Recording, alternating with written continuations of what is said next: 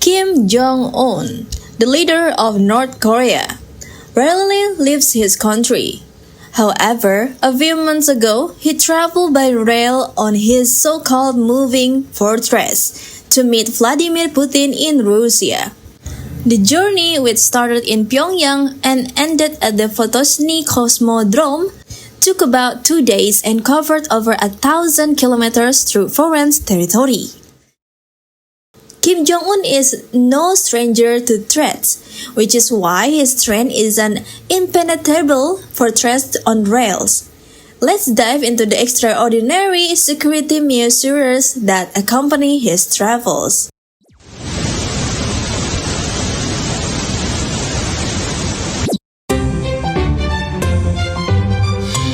Welcome to Pin Me. When Kim is on the move, his train isn't alone. It's part of a convoy, flanked by 2 additional trains. One runs ahead, scouting for potential danger such as explosives or ambushes. The other, following close behind, is packed with heavily armed security forces prepared to act in case of an emergency.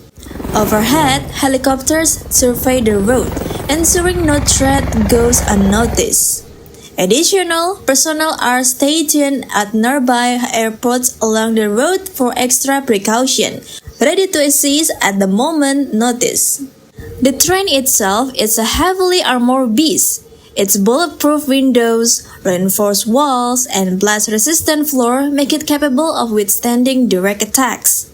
It's also outfitted with a formidable arsenal, anti-aircraft and anti-tank missiles, machine guns, and even a helicopter for emergency escape.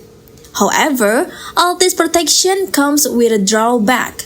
The train moves slowly, averaging around 60 kilometers per hour, especially on North Korea's aging rail infrastructure. The journey also involves tight control over the railways. When Kim's train approaches a station, all other trains are stopped, and power is shut off on the tracks to ensure absolute security. In fact, 20 train stations in North Korea will build exclusively for the moving fortress. Despite the long hours on the train, Kim isn't just idly passing by. His train is equipped for governance with a fully operational office, satellite phone, and maps of North Korea and China, allowing him to lead his country even in transit. There are also meeting rooms, a reception hall, and a restaurant offering a variety of cuisine, from Korean and Russian to Japanese and French. The eclectic interior design includes bold colored sofa, patterned fabrics, and even onboard singers for Kim's entertainment. This tradition of train travel runs deep in the Kim family. Both Kim Jong-un's father, Kim Jong-il, and his grandfather, Kim Il-sung, were known for their train journeys. Kim Jong-il in particular famously avoided flying, making lengthy rail trips across North Korea and into Russia.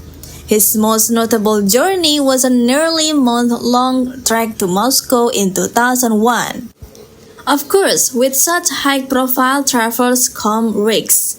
In 2004, just hours after Kim Jong-il trains passed through Yongchon Station near the Chinese border, a massive explosion killed 160 people.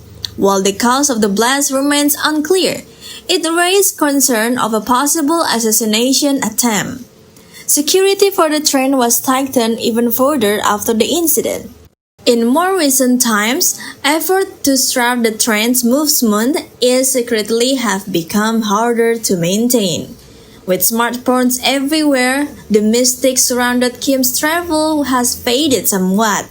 But North Korea still uses the train as a powerful symbol of the Kim family's strength and leadership. The train, known as Tionggo, which translates to sun, serves as a symbol of power and connection to the people, in contrast to the opulence of air travel often associated with world leaders. Kim's journey concluded at the Photosny Cosmodrome, where he was welcomed by Vladimir Putin. Together, they toured key facilities, including the spaceport and the Pacific Fleet. Their meetings were followed by lecture moments, such as a vodka reception and ballet performances. But the discussions were anything but light. Russia, heavily impacted by the ongoing war in Ukraine, has turned to North Korea for military supplies, particularly ammunition. In return, Kim Jong-un is likely seeking Russian technological support for North Korea's missile and satellite programs. While the specifics of their agreement remain undisclosed, reports suggest North Korea has already sent over 1,000 containers of military supplies to Russia. As both nations face increasing international isolation, their alliance seems to be strengthening. Shortly after the meeting, Russian Foreign Minister Sergei Lavrov visited Pyongyang, expressing gratitude for North Korea's support and reaffirming their partnership. Kim's strange journey, while symbolic of North Korea's isolation, also highlights the country's resilience in the face of global tension. In return for Kim's visit, Putin has achieved an invasion of North Korea. Perhaps soon, he'll experience a ride on his own ghost train.